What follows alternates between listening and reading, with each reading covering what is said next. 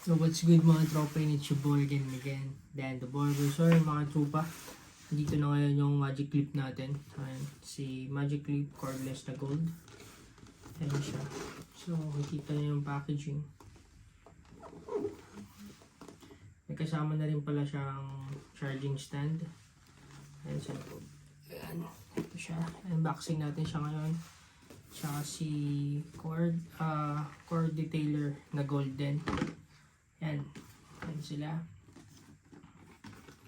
May kasama na rin siyang charging stand. Yan. So, ito yung i-open natin ngayon mga trupa. So, tagal natin hindi nagkaroon ng unboxing. So, ngayon, napundar tayo ulit ng bago nating clippers.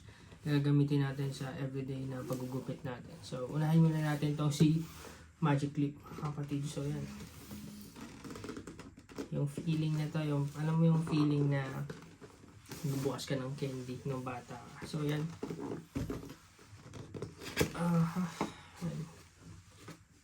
Yan na siya mga kapatid. So, ayan siya. Makikita nyo dito. Yun, mga kapatid, oh. Bang, diba? Ayan. Ayun pala, bago ako magpatuloy, shoutout sa Local Brim at saka sa Pine 74. Ayan siya mga kapatid. Wall magic clip. Solid, di ba? Napaka-solid. Lakas ng makina. Lakas ng makina.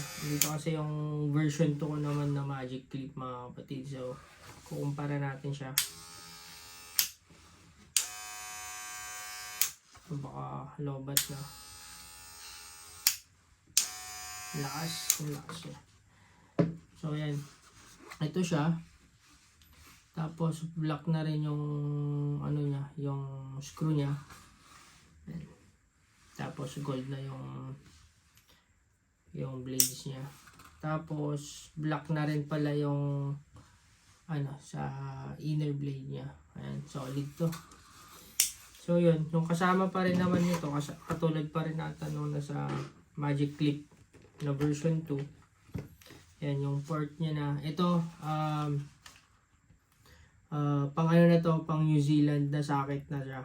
Yan yung mali ko nung pumunta ako dito sa New Zealand. Wala akong hindi ko dinala yung mga socket nung clipper ko na mga nauna. Pero di rin ako sure kung meron din yun eh. Tapos yan, syempre kasama yung ano niya, yung itong manual ng wall. So yan, Asia Pacific Product Warranty. Yan. Nakuha ko siya dito na sa New Zealand. Tinulungan ako ng boss ko para mahanap siya. Lithium ion na rin siya. So, yan yung mga manuals niya.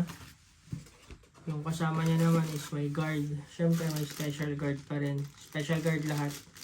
From number 1, 2, 3, 4, 6 at saka 8. So, wala palaging kasama na 7 at saka 5. Ito yung special guards na 0.5 at saka 1.5.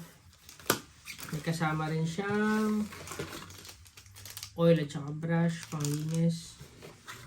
Then, ito yung pang pinas na saksakan. And then, ito na yung cord niya. And, yung comb niya puti.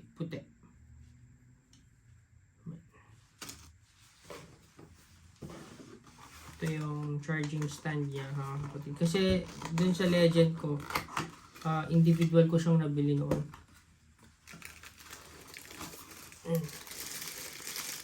So, ayun mga kapatid, yung unang labas ng wall is puti. Pero sa gold edition, gold din yan. Napaka-solid, di ba? Ayan, nakakatuwa. So, pag tinayo mo siya, ganyan siya mga kapatid. O, di ba? Suwabe. Siyempre. Ayan. So, yung kasama niya mga kapatid, to masusubukan natin siya bukas. Subukan ko sa bukas para magamay na natin yung clipper. So, ayan, mga kapatid, unboxing ng cordless na gold edition natin. May lumabas na naman nga yung black eh. Pero nakuha na natin to, kaya syempre, stay put na. So, yan yung mga kasama niya. Guards, special guards na 0.5 at saka 1.5. Comb, tapos charger, tapos socket pang Pinas, tapos charging stand. So, tapos na tayo sa Magic Clip, cordless, gold. So, punta naman tayo sa gold edition ng detailer. So, hindi ko nadala yung detailer ko, hindi ko siya maano. Pero feeling ko mas malakas na sila kasi upgraded na yung mga ano nila eh. So, yan. Check natin siya. Tapos yung review niya siguro sa mga next na content na natin ulit. So, ayun mga kapatid. Sino ba namang hindi gaganahan maggupit pag ganyan ang mga gamit mo, di ba? Yun, no? Yan, parasin sila ng gold na yung blade is gold na din. At the same time, yung inner blade is black na din. Pati yung screws is black. So, napaka-solid mga kapatid. Ayan siya. Ang solid nito. So, ayan siya. And, katulad din kanina, is charger. Charger niya ulit. Ayan.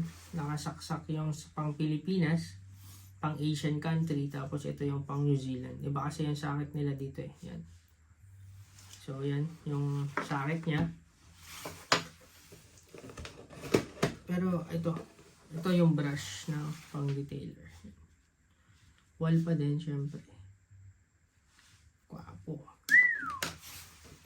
Tapos yung guards. Tapos, andito na rin yung pang-adjust niya ng blade. Pag kunyari, lilinisin mo, gusto mong bumalik sa factory settings niya, andito. Tapos guards, oil, tapos yung manuals niya.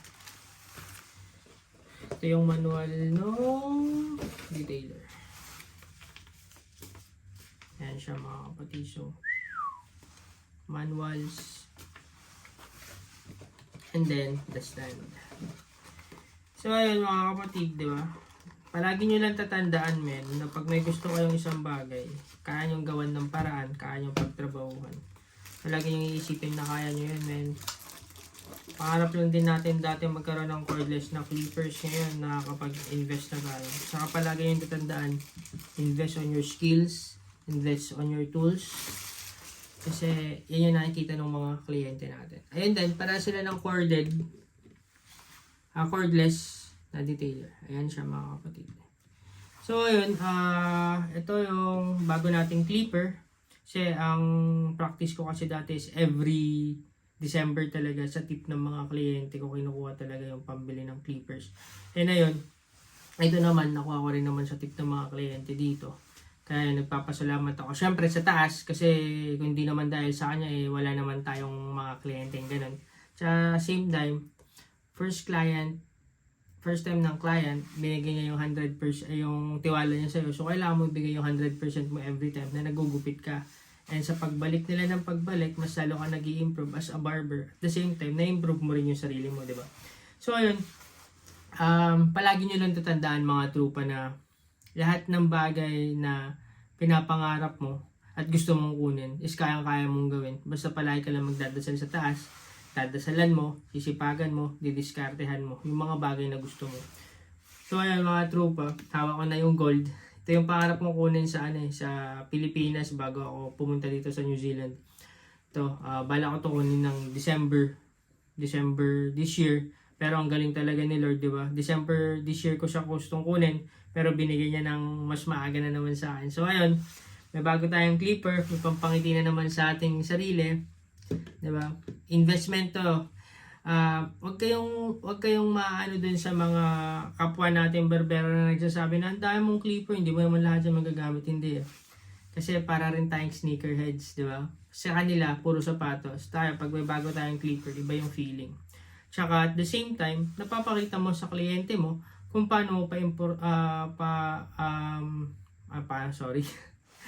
pinapakita mo rin sa kliyente mo na pinupunta mo sa tama kung yung binibigay nilang tip. Malay mo, mas magbigay pa ng tip na mas malaki sa'yo, di ba?